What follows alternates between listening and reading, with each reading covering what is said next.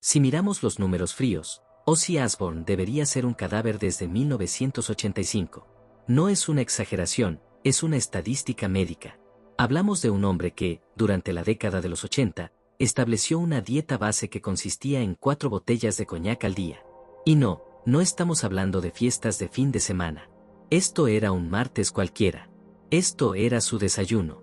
Imagina por un segundo lo que significa bombear 100 tragos de licor fuerte a través de un solo cuerpo humano cada 24 horas. Ahora, a esa mezcla volátil, añádele cocaína, anfetaminas y cualquier prescripción médica que estuviera al alcance de la mano. Según cualquier tabla actuarial, la esperanza de vida de un alcohólico crónico cae drásticamente, rara vez superando los 55 años. Los usuarios habituales de cocaína enfrentan tasas de mortalidad hasta 8 veces superiores a lo normal. Sin embargo, en 2010, Ozzy seguía ahí. No en una cama de hospital conectado a máquinas, sino de gira, actuando, vivo.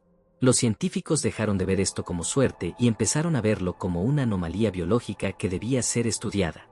¿Cómo es posible que un organismo soporte tal castigo sin colapsar? Decidieron secuenciar su genoma completo. Esperaban encontrar marcadores de daño hepático masivo. Lo que encontraron fue algo que reescribió lo que sabíamos sobre la resistencia humana. Para entender la magnitud de esta anomalía, tenemos que mirar a sus contemporáneos. La historia del rock está pavimentada con cuerpos que no aguantaron ni una fracción de lo que Ozzy consumió. El famoso Club de los 27 no es un mito romántico, es la prueba de que la biología humana tiene un límite muy claro. Jimi Hendrix murió asfixiado tras consumir barbitúricos. Janis Joplin, heroína. Jim Morrison, fallo cardíaco inducido por sustancias. Incluso Kate Moon, el legendario baterista de The Who, cuyo estilo de vida era comparable al de Ozzy, solo llegó a los 32 años. El patrón es despiadado, el cuerpo humano, sometido a ese nivel de toxicidad, simplemente se apaga. Pero el historial médico de Ozzy parece sacado de una película de ciencia ficción. En 1982, su cerebro sufrió un daño tan severo por el alcohol que entró en un episodio disociativo completo y trató de estrangular a su esposa, Sharon, sin guardar ningún recuerdo del evento. En 2003, tras un accidente de quad, se rompió 8 costillas, la clavícula y una vértebra del cuello. Pasó 8 días en coma. Su cuerpo estaba destrozado, pero se reparó.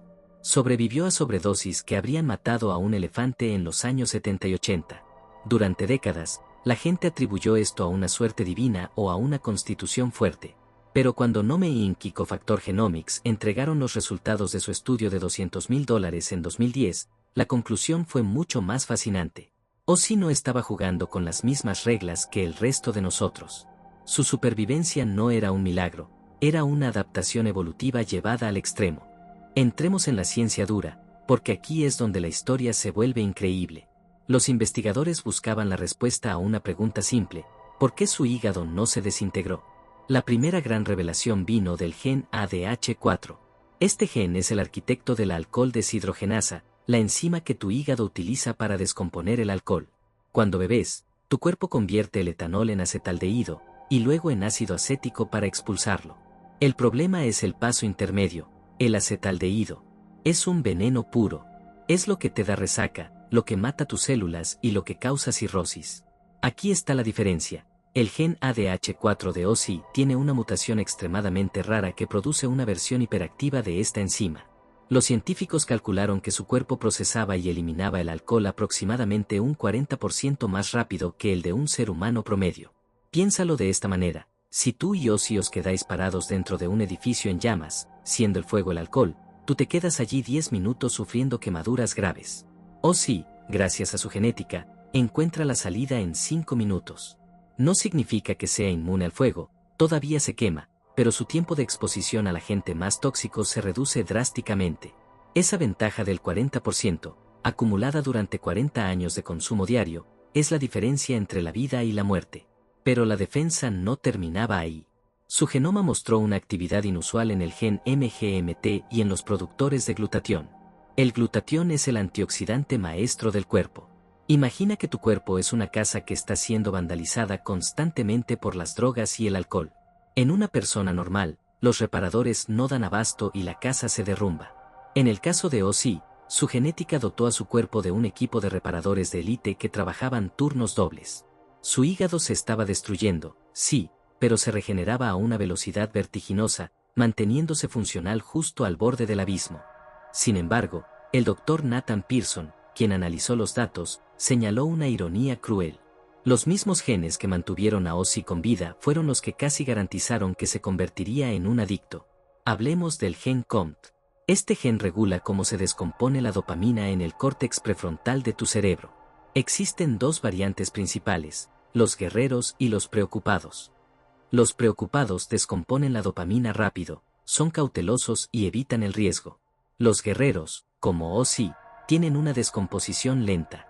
Esto significa que tienen niveles base de dopamina más altos, lo que se traduce en una menor ansiedad ante las consecuencias y un comportamiento de búsqueda de riesgos elevado. Esta variante guerrera es lo que le dio a Ozzy su carisma explosivo y su falta de miedo escénico. Pero es un arma de doble filo. La misma neuroquímica que lo hacía un genio en el escenario, lo hacía temerario con las sustancias. A esto sumamos el gen CNR1, que controla los receptores de cannabinoides. La variante de Ozzy mostraba una receptividad alterada. Básicamente, sus receptores necesitaban mucha más estimulación para obtener el mismo efecto que una persona normal.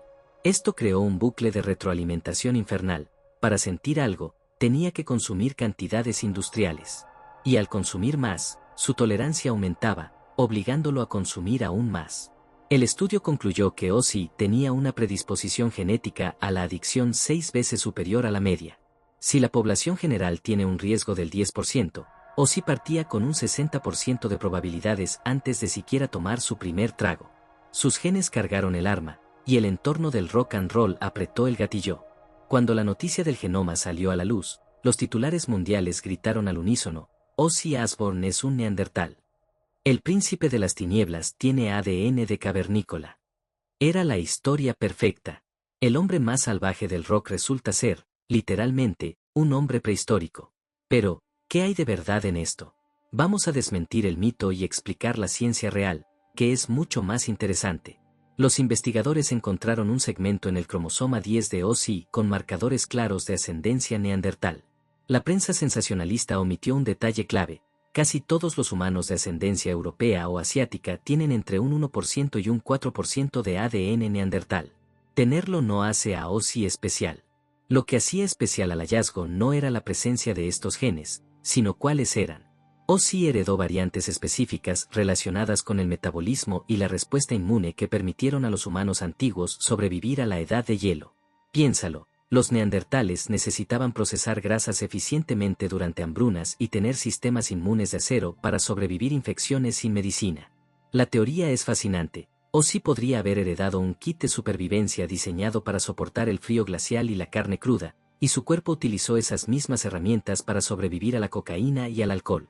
Es el mismo software ejecutándose en un entorno completamente diferente.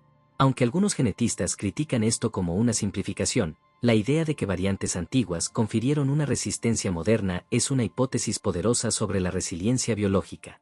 Sería irresponsable atribuir toda su supervivencia a una supergenética. Si Ozzy hubiera nacido 50 años antes, con el mismo ADN, habría muerto joven. ¿Por qué? Porque la medicina moderna jugó un papel tan crucial como sus genes. El genoma de Ozzy le dio mejores probabilidades, pero no podía salvarlo de un paro cardíaco total sin ayuda externa. Estamos hablando de innumerables lavados de estómago, intervenciones intravenosas y tratamientos farmacológicos que simplemente no existían en épocas pasadas. Su capacidad de recuperación celular necesitaba tiempo para funcionar, y ese tiempo a menudo se lo compraban los médicos en la sala de urgencias. Y luego está el factor externo más importante: Sharon Osbourne. La biología no te lleva a rehabilitación. La biología no te agenda citas médicas ni te saca del suelo cuando estás inconsciente. Hay documentación exhaustiva de Sharon interviniendo físicamente, forzando periodos de sobriedad y creando una estructura externa cuando el autocontrol de Ozzy estaba destruido. Esos periodos de limpieza, meses o años sobrio, fueron vitales. Permitieron que esos mecanismos de reparación genéticos de los que hablamos, el gen MGMT, el glutatión, hicieran su trabajo y resetearan el daño acumulado antes de que fuera irreversible. Finalmente, no podemos ignorar la suerte estadística pura. ¿Cuántas veces estuvo a punto de ahogarse en su propio vómito y simplemente giró la cabeza por azar? ¿Cuántas veces la ambulancia llegó 2 minutos antes de lo fatal? La supervivencia es multivariante, es genética, más medicina, más apoyo social, más azar. Si quitas una sola pieza de esta ecuación, Ozzy no llega al 2024. Lo que el estudio del genoma de Ozzy nos enseñó no es que existen superhombres. Nos enseñó que la variación genética humana es mucho más extrema y extraña de lo que pensábamos. Pero hay una advertencia final en esta historia. Sobrevivir no es lo mismo que salir ileso.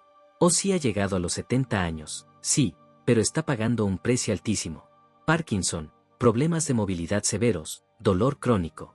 Sus genes compraron tiempo, no inmunidad. Su cuerpo es como un tanque de guerra que ha atravesado un campo minado, sigue funcionando, pero las cicatrices son profundas y permanentes. La historia de su ADN es un recordatorio de que la biología carga los dados, pero no decide el juego. Sus variantes genéticas lo empujaron hacia el abismo de la adicción con una fuerza 6 veces mayor que a ti o a mí, pero también le dieron el paracaídas para no estrellarse al caer. Es una paradoja fascinante, lo que casi lo mata es lo mismo que lo hizo brillar. Esa dopamina extra, esa falta de inhibición, es lo que nos dio al Prince of Darkness, pero también al hombre que luchó contra sus demonios cada día de su vida. Y aquí os lanzo la pregunta para cerrar: si hoy pudieras hacerte un test genético por $200, como es posible ahora, y descubrieras que tienes esa creatividad guerrera pero que viene con un riesgo masivo de adicción, ¿querrías saberlo? ¿Cambiaría eso cómo vives tu vida o preferirías la ignorancia? Déjame tu respuesta en los comentarios, porque el debate entre destino genético y libre albedrío acaba de empezar.